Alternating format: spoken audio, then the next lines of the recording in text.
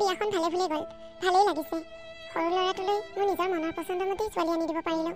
কিন্তু ডাঙৰটোৱে যদি মোৰ কথা শুনি ভাল ধনী ঘৰৰ ছোৱালীজনী আনিলে হয় আৰু বেছি ভাল লাগিলে হয়। সৰু বোৱাৰীয়ে যৌতুকত ইমানবোৰ সম্পত্তি আনিছে, ডাঙৰ বোৱাৰীজনী একো এটা আনিব পৰা নাই।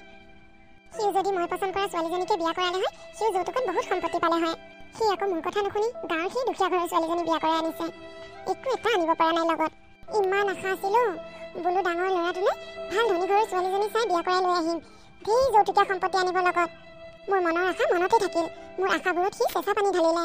সি মোৰ কথা নুশুনি সেই ভিকহুজনীক মন্দিৰত বিয়া কৰাই ঘৰলৈ লৈ আহিছে। মা, চাহ দিছোঁ আহক।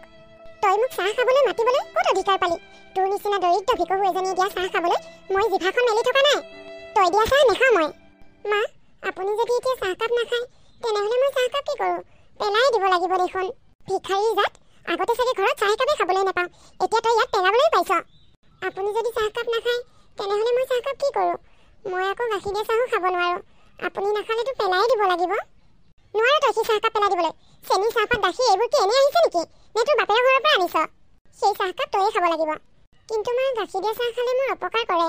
তোৰ অপকাৰ কৰে মৰক জিৰক যি হয় হৈ থাক, মই কৈছোঁ গাখীৰ দিয়া চাহকাপ তই পেলাব নোৱাৰ, তয়ে খাব লাগিব, তাকো মোৰ সন্মুখত। হ'ব মা। কি চাইছ? যা চাহকাপ লৈ আহ। মা, মই অকণমান ওলাই যাওঁ। বোৱাৰী, ক'লৈ যোৱা? যাওঁ আৰু অলপ বাহিৰলৈ ওলাই। মই ক'লৈ যাওঁ আপোনাক কৈ যাব লাগিব নেকি? নহয় মানে বোৱাৰী, তোমাক বিয়া কৰা অনা এসপ্তাহেই হোৱা নাই, এনেকৈ তুমি ঘপককৈ যাওঁ বুলিয়ে যাব নোৱাৰা নহয়। এতিয়া তুমি গাভৰু ছোৱালী নহয় নহয়, এতিয়া তুমি বোৱাৰী, তুমি ক'ৰবালৈ গ'লে আগতীয়াকৈ মোক সুধি ল'ব লাগিব। মা, মই কি আপোনাৰ বোৱাৰী বুলি আপুনি মোক শাসনত ৰাখিব নেকি? মই আপোনাৰ শাসনৰ মতে চলিবলৈ এইখন ঘৰলৈ বিয়া হৈ অহা নাই। আপুনি ভুলতো নাভাবিব যে মই আপোনাৰ শাসনৰ মতে চলিম। আপুনি মালিক হৈ হুকুম চলাই যাব আৰু মই কি চাকৰৰ দৰে আপোনাৰ হুকুম মানি চলি যাম, এই কথা আপুনি ভুলতো নাভাবিব। এই কাম মই কেতিয়াও কৰিব নোৱাৰিম। মই এইখন ঘৰৰ চাকৰণী নহয়। মই আহিছোঁ, মোৰ দেৰি হৈছে। ধনী ঘৰৰ ছোৱালী যে মাকৰ মৰমত আলাসতে ডাঙৰ হৈছে আৰু কথাবোৰ ভালদৰে বুজিয়ে নাপায়, ভালদৰে শিকাই বুজাই ল'ব লাগিব। তৰা, তুমি বিচনাৰ পৰা উঠিলাই যে? নহয় অ, এইকেইদিন বেমাৰ বুলিয়ে বিচনাতে পৰি আছোঁ। ঘৰখনৰ একো এটা কাম কৰা নাই। এনেকৈ শুই থাকিলে মায়ে বেয়া পাব নহয় কাম বন নকৰিলে। আৰু মায়েনো অকলে কিমান কাম কৰিব? ঘৰখনৰ দুজনীকৈ বোৱাৰী থকাৰ পিছত কামবোৰ মায়ে কৰি ফুৰিলে ভাল নালাগে নহয়। হ'ব, তোমাৰ বেমাৰ কাৰণেহে তুমি দুদিন ৰেষ্ট লৈছা, এনেইতো তুমি কামকে কৰি ফুৰা। তুমি দুদিনমান ৰেষ্ট লোৱা, মই অফিচলৈ যাওঁ, তুমি অকণমান ৰেষ্ট কৰা। চাবা কিন্তু মই যদি তোমাক আহি কাম বন কৰি ফুৰা দেখা পাওঁ, মই কিন্তু তোমাক বেয়া পাম। ঠিক আছে, হ'ব বাৰু। তেওঁ ক'লে বুলিয়ে মই কাম বন নকৰাকৈ বিচনাত পৰি থাকিম নেকি? মোৰ একো ডাঙৰ বেমাৰ হোৱা নাই নহয়, গেছহে হৈছে। গেছত কিবা কাম কৰিব নোৱাৰে নেকি? তেওঁ অফিচৰ পৰা অহা আগে আগে বিচনাত পৰি থাকিম। এতিয়া যাওঁ, কাম বনখিনি কৰি লওঁগৈ। ডাঙৰ বাবা, তইনো বাৰু কি ছোৱালীজনী পচন্দ কৰি বিয়া পাতিলি ক? এনেই দৰিদ্ৰ ভিকহু ঘৰ, তাৰ উপৰিও আকৌ বেমাৰী। মা, তাই বেমাৰী নহয়, তুমি এনেই ভুল বুজিছা। বেমাৰী নহয় যদি কালি আবেলিৰ পৰা বিচনাত কিয় পৰি আছে? কি হৈছেনো তাই? কালি হেনো ৰাতিপুৱা তাই গাখীৰ দিয়া চাহ একাপ খালে। গাখীৰ দিয়া চাহ খালে তাই ক্ষতি কৰে, গেছ হয়। সাধাৰণ গাখীৰ চাহ একাপেই তাই খাব নোৱাৰে। যদি তাই একাপ গাখীৰ চাহেই ক্ষতি কৰে, তেনেহ'লে তাই আমাৰ ঘৰত মছলাযুক্ত খানাবোৰ কেনেকৈ খাব? আৰু যদি গাখীৰ চাহ খালে তাই ক্ষতিয়ে কৰে, তেনেহ'লে তাই গাখীৰ চাহ খাইছিল কিয়? ঘৰত এইবোৰ খাই পালেহে গাখীৰ চাহ দেখি তাৰমানে ৰ'বই নোৱাৰিলে। নহয় মা, তেনেকুৱা কথা নহয়। কালি হেনো তাই মূৰটো বৰ বিষাইছিলে, সেইকাৰণে তাই ভাবিলে গাখীৰ চাহ একাপ খাই দিলে মূৰৰ বিষটো অকণমান কমিব, সেইকাৰণে খাই দিছিল। ভাল ভাগ্য, তাই যে মোৰ কথা নক'লে। কি হ'ল মা, কি ভাবি আছা? একো ভবা নাই, যা তোৰ অফিচলৈ দেৰি হ'ব। মা, মই তোমাক কথা এটা ক'বলগীয়া আছিল। কি কথা সৰু বাবা? মা, মই ভাবিছোঁ অফিচৰ পৰা ছুটীত আছোঁৱেই যিহেতুকে একেবাৰে হানিমুনৰ পৰা আহোঁগৈ। আকৌ অফিচ জইন কৰাৰ পিছত পটককৈ ছুটী নাপাম চাগে। কোনো কথা নাই, যা নহ'লে সময় মিলাব পাৰিছে যিহেতুকে। হেৰি নহয়, দাদাৰৰ বিয়াখন ভালদৰে পতাই নহ'ল। দুখীয়া ঘৰৰ ছোৱালী বুলি সি মন্দিৰতে যেনে তেনে বিয়াখন কৰাই লৈ আহিলে। সিও হানিমুনলৈ যোৱাই নাই আৰু ঘৰত কথাবোৰ ক'বলৈও সি সাহ কৰা নাই। মই নহ'লে তাকো কম দে কথাটো। ঠিক আছে মা, হ'ব দিয়া। কি কৈছা? দাদাবৰ লগত হানিমুন? হে ভগৱান! মই কোৱা নাই, মায়ে কোৱা কাৰণেহে কৈছোঁ। তোমাৰ মায়ে কিবা মূৰৰ বিকৃতি ঘটিছে নেকি? একো নহয় দিয়া, মায়ে কৈছে যেতিয়া কেনেকৈনো নালাগে বুলি কওঁ। গোটেইকেইটা গ'লে ভালো লাগিব। ভাল লাগিব? কি ভাল লাগিব? তোমাৰ দাদাৰ লগত যাবলৈ তোমাৰ ভাল লাগিব নে তোমাৰ বৌৰ লগত যাবলৈ তোমাৰ ভাল লাগিব? পৰি, কি পাগলামি কৰিছা? মায়ে কোৱাৰ কাৰণেহে কৈছোঁ, আৰু মাৰ কথা নুশুনিলে মায়ে বেয়া নাপাব নেকি? পাগলামি মই কৰা নাই, পাগলামি কৰিছা তুমি আৰু তোমাৰ মায়ে। তোমাৰ মা কি এইখন ঘৰৰ ৰাণী নেকি? তেওঁ যি ক'ব যি কৰিব চব আমি তেওঁৰ মতে দিয়ে চলিব লাগিব। তোমালোকে পাৰিবা তেওঁৰ মতে চলিব, কিন্তু মই নোৱাৰিম। মই কাৰো কথা মতে চলা মানুহ নহয়। তোমাৰ মায়ে নিজকে কি বুলি ভাবিছে?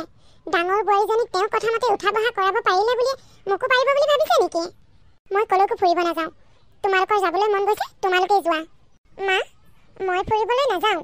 কিয় নোযোৱা? মই তোমাৰ কাৰণে পঠিওৱা নাই নহয়, মই মোৰ ল'ৰাটোৰ কাৰণে পঠিয়াইছোঁ। ফুৰিবলৈ গ'লে তাৰ মনটো অকণমান ভাল লাগিব, সেইকাৰণেহে মই তাক যাবলৈ কৈছোঁ। ঠিক আছে মা, তেনেহ'লে তেওঁ যাওক, মই নাযাওঁ। কি ফাল্টু কথা ক'বলৈ আহিছা? হানিমুনত কি অকলে যাব নেকি? তুমি নগ'লে? মা আমি যদি চব হানিমুনলৈ গুচি যাওঁগৈ, ঘৰখনত দেখোন আপুনি অকলশৰীয়া হ'ব। গোটেই ঘৰখনৰ কাম বনবোৰ আপুনি অকলেই চম্ভালিব লগা হ'ব। আপোনাৰ বৰ কষ্ট হ'ব মা। দুজনীকৈ বোৱাৰী থকাৰ পিছত আপোনাক ঘৰখনৰ গোটেই দায়িত্ববোৰ অকলে ল'বলৈ দিব নোৱাৰি নহয়। পিছত আপোনাৰ বেমাৰ হ'ব মা। হ'ব, তোমাৰ যাবলৈ মন যোৱা নাই, নেলাগে যাবলৈ, কিন্তু মোৰ ওপৰত ইমান দয়া দেখুৱাব নালাগে।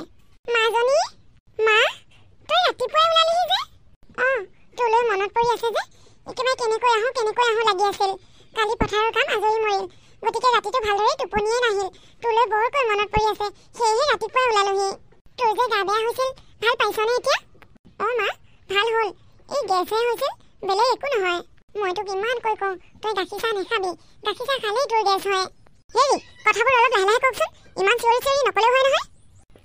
বিয়নী, এই ছোৱালীজনীক লগ পালোঁ যে আনন্দতে ডাঙৰকৈ ওলাই গ'ল। হ'ব আপুনি মোক বেছি কথা কৈ বুজাব নালাগে। ইচি আপোনাৰ গাটো ইমান গোন্ধাইছে, আপুনি কেইদিনমান হ'ল বাৰু চাবোনে গা নোধোৱা? ঐ তোৰ মাৰক সন্মুখত বহিবলৈ নিদিবি, যা ভিতৰত সেই ষ্ট'ৰ ৰুমটোত বহিবলৈ দে।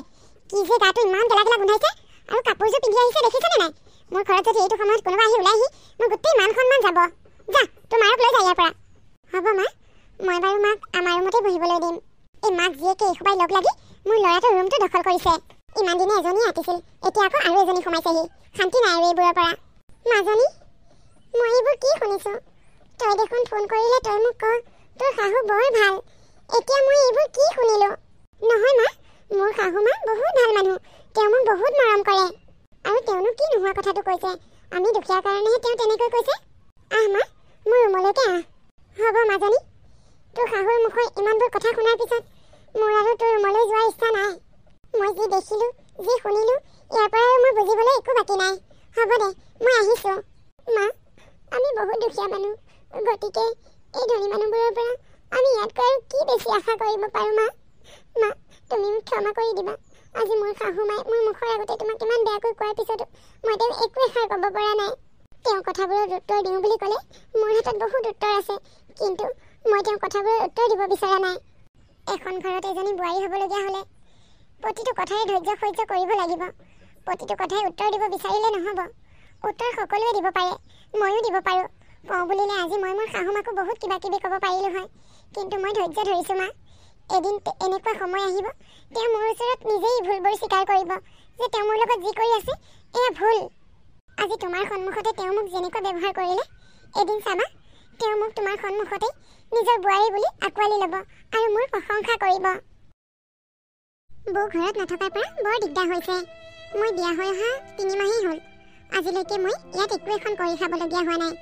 বৌয়ে মোক মুখৰ আগতে চাহ ভাতৰ যোগাৰ ধৰিছে। এতিয়া বৌ নথকাৰ পৰা বৰ অসুবিধা হৈছে এইকেইদিন। কেতিয়াবা আকৌ মোৰ বৌলেহে বৰ বেয়া লাগে। বেচেৰি দুখীয়া মানুহ ঘৰৰ ছোৱালী, পলাই বিয়া হৈছে। যৌতুকীয়া সম্পত্তি একো আনিব নোৱাৰাৰ কাৰণে শাহু মায়ে তাইক দেখিবও নোৱাৰে আৰু মানসিক কষ্টও পাই থাকে। শাহু মায়ে আকৌ মোক কামেই নাপাছে, আৰু পাচিবওনো কিয়? মই ইমানবোৰ সম্পত্তিলৈ বিয়া হৈ আহিছোঁ। তেওঁ ইমানবোৰ সা সম্পত্তি একেলগে পাই আনন্দত ক'ব নোৱাৰা হৈ গৈছে। সৰু বোৱাৰী, কওকচোন কি হ'ল? তুমি ৰুমটোতে সোমাই কি কৰি আছা? নাজানা নেকি ডাঙৰ বোৱাৰী যে ঘৰত নাই? তাই বিয়া হৈ অহাৰ পৰা প্ৰথমবাৰ মাকৰ ঘৰলৈ গৈছে। তাই হেনো মাকৰ ঘৰত 2 দিনমান থাকিব, গতিকে ঘৰখনৰ দায়িত্ব এতিয়া তোমাৰ ওপৰত। আজি তাই নাই কাৰণে মই ৰাতিপুৱাৰ পৰা চাহ একাপ খাব পোৱা নাই। তুমি মোক চাহ একাপ কৰি দিব নোৱাৰা নেকি? আপুনি মোক এনেকৈ দমত কথা ক'বলৈ মই আপোনাৰ ডাঙৰ বোৱাৰী নহয়, আৰু আপোনাৰ মুখৰ আগতে চাহ ভাতৰ যোগাৰ দি থাকিবলৈ মই এইখন ঘৰৰ কাম কৰা মানুহ নহয়। মই এইখন ঘৰৰ বোৱাৰী হয়, বোৱাৰী। আপোনাৰ নিজৰো হাত ভৰি আছে নহয়, যাওক আপুনি নিজেই বনাই খাওকগৈ। বোৱাৰী, তুমি এনেকৈ কাক কথা কৈছা? আপুনি কাক এনেকৈ কথা কৈছে? আপুনি মোক এনেকৈ দম দি কথা কোৱাৰ আগতে 10 বাৰ ভাবিব। মই আপোনাৰ ডাঙৰ বোৱাৰী নহয় যে আপোনাৰ প্ৰতিটো কথাই মই তলমূৰ কৰি শুনি যাম। তুমি মোৰ লগত এনেকৈ মুখে মুখে তৰ্ক নকৰিবা। ডাঙৰ বোৱাৰীজনীক মই বহুত কথা শুনাওঁ, কিন্তু তাই মোৰ লগত এনেকৈ তৰ্ক নকৰে তোমাৰ দৰে। আজি তাই নাই কাৰণে মই চাহ একাপ খাবলৈ পোৱা নাই। তুমি মোক চাহ একাপো বনাই দিব নোৱাৰানে? নোৱাৰোঁ। চাহ নালাগে, মই আপোনাক এগিলাচ পানীও দিব নোৱাৰোঁ। আৰু ৰাতিপুৱাৰ পৰা ময়ো একো খোৱা নাই। পাৰে যদি চাহ একাপ বনাই মোক দিয়কহে। আপুনি যৌতুক বিচাৰিছিলে নহয়, মই আপোনাৰ ঘৰ ভৰাই যৌতুক আনিছোঁ। গতিকে মই ইয়াত কোনো কাম বন কৰিব নোৱাৰিম। কিবা মোৰ কাম থাকিলে আপোনালোকে কৰি দিবহে। আপোনালোকে যেনেকৈ বিচাৰিছে মোৰ পাপাই তেনেকৈ সা সম্পত্তি দি মোক এইখন ঘৰলৈ বিয়া দিছে, আৰু এতিয়া মোৰ যেনেকৈ মন যায় মই তেনেকৈ থাকিম। আৰু আপুনি মোক কাম কৰা অৰ্ডাৰ দি নাথাকিব। আপুনি কিবা বনাই পেলাই মোক খাবলৈ দিয়ে যদি দিয়ক, আৰু নিদিয়ে যদি মোৰ ভোক লাগিলে মই অৰ্ডাৰ কৰি খাম। আপুনি ডাঙৰ বোৱাৰীৰ ওপৰত চলাই থকা হুকুম মোৰ ওপৰত নচলাব। মই আপোনাৰ ডাঙৰ বোৱাৰী নহয় যে আপোনাৰ কথাবোৰ মই চুপচাপ শুনি গৈ থাকিম। হয়, তুমি ঠিকেই কৈছা, তুমি মোৰ ডাঙৰ বোৱাৰী নহয়। মোৰ ডাঙৰ বোৱাৰী আৰু সৰু বোৱাৰীৰ মাজত সম্পূৰ্ণ পাৰ্থক্য আছে। মোৰ ডাঙৰ বোৱাৰী এখন দুখীয়া ঘৰৰ ছোৱালী। তাই যৌতুকত একো আনিব পৰা নাই সঁচা, কিন্তু তাইৰ লগত সংস্কাৰ আনিছে। তাই তোমাৰ দৰে এসোপামান যৌতুকীয়া সম্পত্তি আনি ঘৰ ভৰাব পৰা নাই সঁচা, কিন্তু তাই ইমান অহংকাৰী নহয়। তাইৰ লগত যিখিনি আনিছে সেইখিনি তোমাৰ সা সম্পত্তিতকৈ বহুত ওপৰত। আৰে শাহুমা, মই এইবোৰ কি শুনিছোঁ? আপোনাৰ ডাঙৰ বোৱাৰীৰ প্ৰতি আজি যে আপোনাৰ হঠাতে ইমান দয়া উপজিলে, কাৰণটোনো কি? আপুনি কেতিয়াৰ পৰা ইমান জ্ঞানী হ'ল? আপুনি যদি আগৰ পৰা ইমান জ্ঞানী হ'ল হয়, বৌৰ ওপৰততো আগতে আপুনি কেতিয়াও অত্যাচাৰ নকৰিলে হয়। বাৰু যি কি নহওক, আপোনাৰ মুখত এনেকৈ ডাঙৰ বোৱাৰীৰ প্ৰশংসা শুনি ভাল লাগিছে, কিন্তু এটা কথা, মোৰ পৰা আপুনি এইবোৰ আশা নকৰিব। আজি 4-5 মাহে মই মোৰ ডাঙৰ বোৱাৰীৰ লগত বহুত অন্যায় কৰি আহিলোঁ। তাইক প্ৰতিটো কথাতে দুখীয়া বুলি হাঁহিছিলোঁ, আৰু তাই আজি দুদিন নহওঁতেই মই তাইৰ অভাৱ অনুভৱ কৰিব পাৰিছোঁ। তাই দুখীয়া ঘৰৰ ছোৱালী হ'লেও তাই কিমান সংস্কাৰী আৰু কিমান লখিমী মই তাই নোহোৱাত এইকেইদিনত ভালদৰে বুজি পাইছোঁ। তুমি যৌতুকীয়া সম্পত্তি এসোপা আনিছা, কথাটো সঁচা, কিন্তু সেইবোৰ সা সম্পত্তি কেইবছৰমানৰ পিছত তাৰ একো অস্তিত্ব নাইকিয়া হৈ যাব। কিন্তু মানুহ যদি সংস্কাৰী হয়, সি মৰাৰ পিছতো তাৰ গুণ গৰিমা কেতিয়াও শেষ নহয়। মই আজি ভালদৰে বুজি পাইছোঁ, মোৰ ডাঙৰ বোৱাৰীজনী মোৰ এইখন ঘৰৰ কাৰণে কি? তাই মোৰ ঘৰৰ লখিমী বোৱাৰী। তেনেহ'লে আপুনি কিয় ৰৈ আছে? যাওক, আপোনাৰ লখিমী বোৱাৰীক মাতি দিয়ক আকৌ ঘৰলৈ। মাতি নিদিওঁ, মই নিজেই যাম, আৰু মই নিজেই গৈ মোৰ বোৱাৰীক লৈ আহিম। আৰু বোৱাৰীৰ মাক মানে মোৰ ডাঙৰ বিয়নীকো মোৰ ক্ষমা খুজিবলগীয়া আছে।